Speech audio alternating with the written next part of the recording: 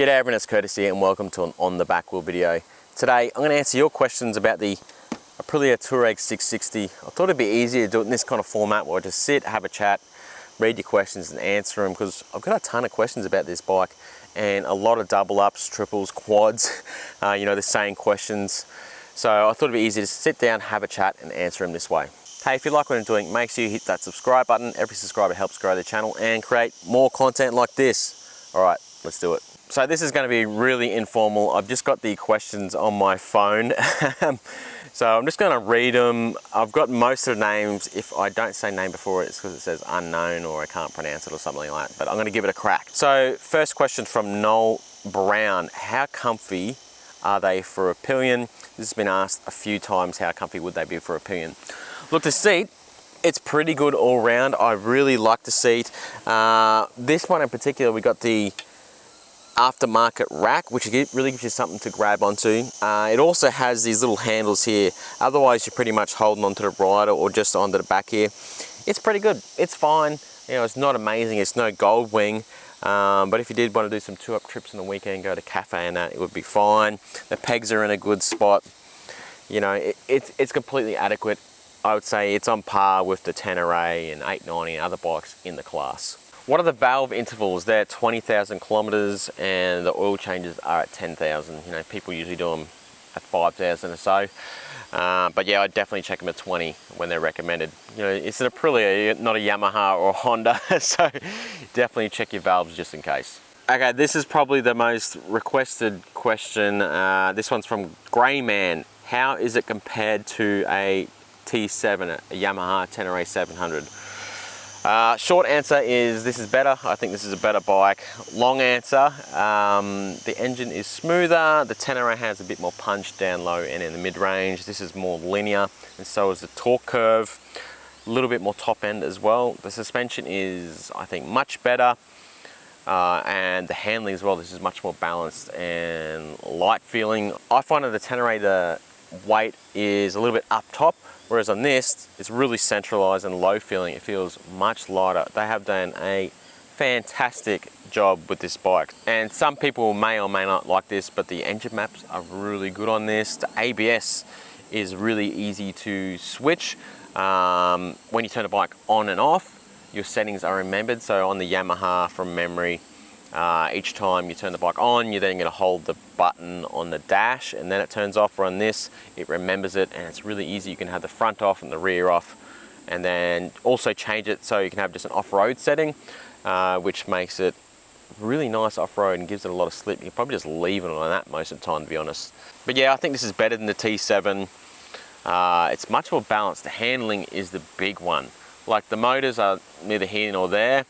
The handling and suspension, this is a definite improvement. From Tom Daly, def need a KLR comparison. I've had a lot of people ask this, how does it compare to the KLR and stuff? This is light years better than the KLR 650, right? I love my KLR, but it's half the price and it's based off a 1980s bike.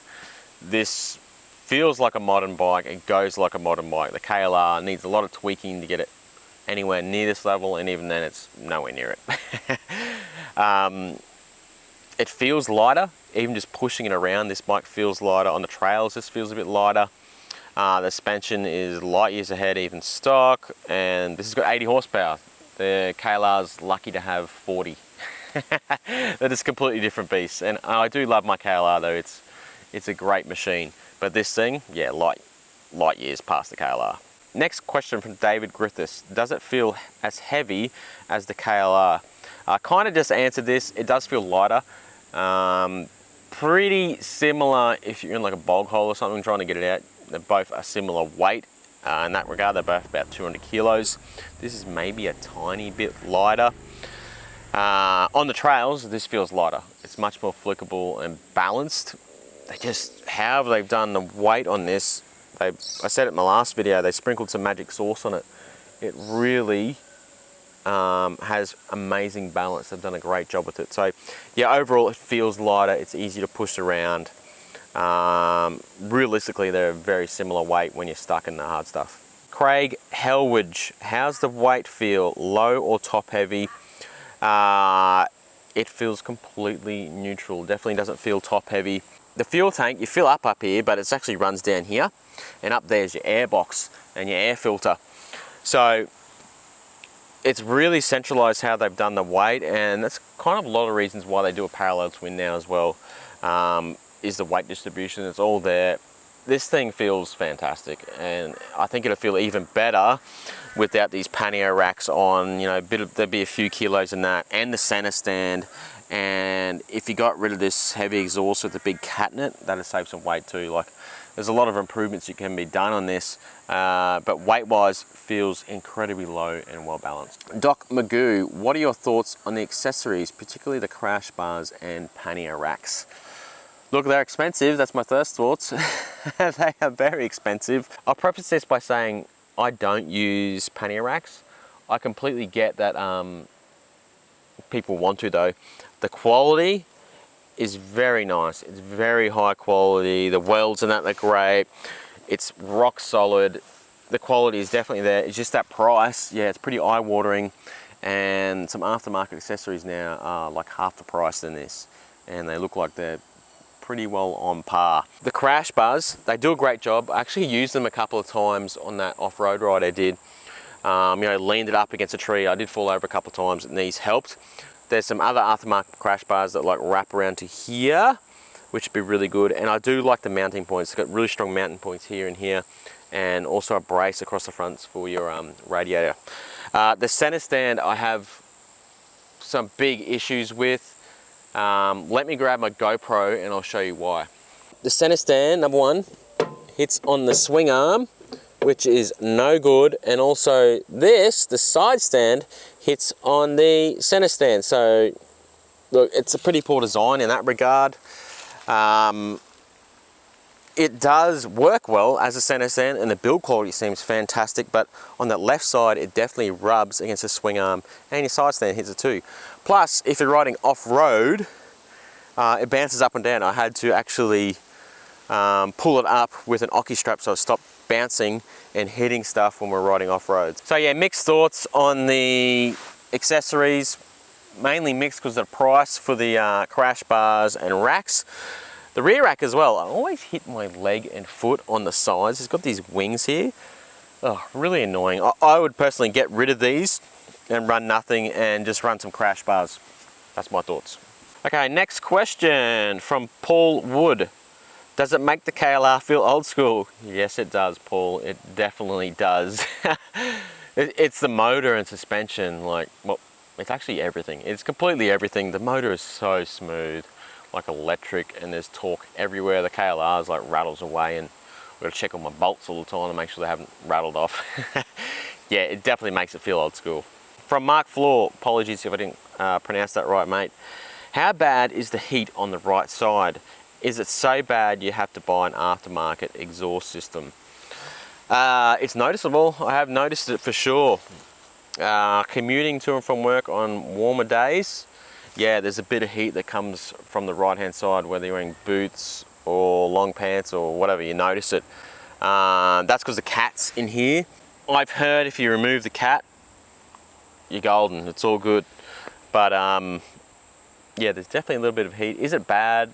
No, I've ridden some really hot days and I've noticed it. It definitely comes up the side. Off-road, I was hot anyway, so look, I wouldn't say you need to change it, but there's definitely a little bit of heat there. So this question's been asked a fair few times. From Glenn Bukak, how does it compare to the Tiger 900 Rally Pro? Look, I'd put these in a different category. For one, this is about 20 kilos lighter, and it does feel a lot lighter. I put this more in line with the Tenere 700 and KTM 790 and 890Rs. There was a comment the other day where someone said, why wouldn't you just get a Desert X for $2 more? Because they're slightly different bikes as well. The Desert X is another 20 kilos, but anyways. This feels much lighter and much more fun. This is a much more fun bike, and it's better off-road and easier to handle. This thing's very easy to handle and ride off-road. The Tiger 900 is a better bike for doing big Ks on the road. If you want to do a bit more touring, it's a better bike, I believe. Probably a bit better if you want to chuck someone in the back too. The 900 does have a bit more kick in the engine. for sure. It's got a little bit more go just all round. This still got some good punch, but look, it's a 900 triple. She's got some go. The 900 is a really good bike, but yeah, this is a bit lighter, easier to ride off-road. Overall, I like this a little bit better. It suits the kind of riding I do. You know, I'm a bit more off-road orientated. I do my commuting to and from work every day on my bikes, and then I like to hit up trails and ride to trails on the weekend. The Tiger 900 would be good if you want to do bigger highway trips and lighter off-road. It was still very good off-road, but this thing's that bit better. Okay, this next question is from Nick PGRE. Nick Pagura. That's what we're going to go with. I saw you brought the revs quite high at that technical uphill. This is in reference to the off-road video I just did. How is the torque at low RPM? Like, the torque on this bike is very good at all revs, low, mid-range. It's very good. It's got a really flat torque curve. I was trying to get the revs up a bit because I'd stalled it a couple of times and I was struggling.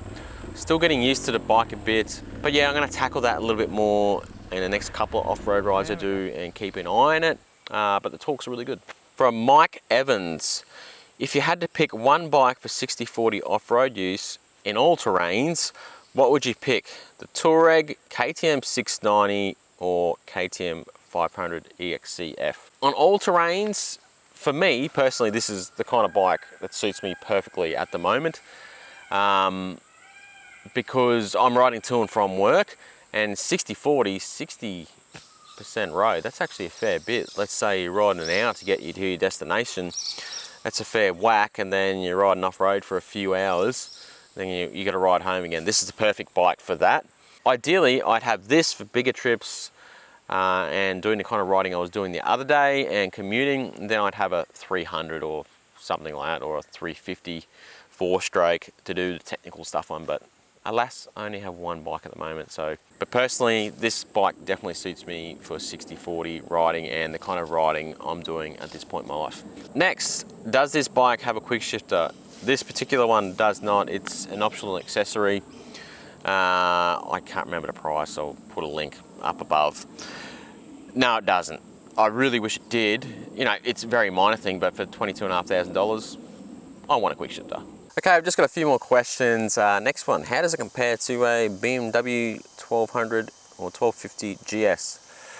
Man, this thing is way different. It feels like it's half the weight for one. I mean, it's nearly half the motor, but the way it's balanced and everything, it's in a completely different league. It feels like a toy compared to something like that. Way better to handle off-road and still really good on the street. So you think I get something a bit lighter, and this is definitely the way to go. It's a completely different kind of bike. Yeah, big difference. Let's just say it's a big difference. How is the seat? I really like the seat. It's firm. It's definitely firm. I like how flat it is, and you can use every part of the seat. Like whether sitting here or back here, it feels completely natural to me. So that's good when you're riding off-road. You can really get up on here, up in the tank kind of area, or get back here if you're in sandy section. So I really like the seat. All right, that's about it for the questions. You know, a lot of these were like repeat questions, like the Tenere question. I don't know how many times I've been asked that. A ton of times. And really, this is the competitor for the Tenere, and I do think it's a better bike. Overall, it's just more versatile and much better handling. Much better handling, and the suspension is great stock. Like, I don't think I'd change the suspension at all in this. So that was one of the big questions, and Tiger 900 Rally Pro, a lot of people want to know how they compare as well.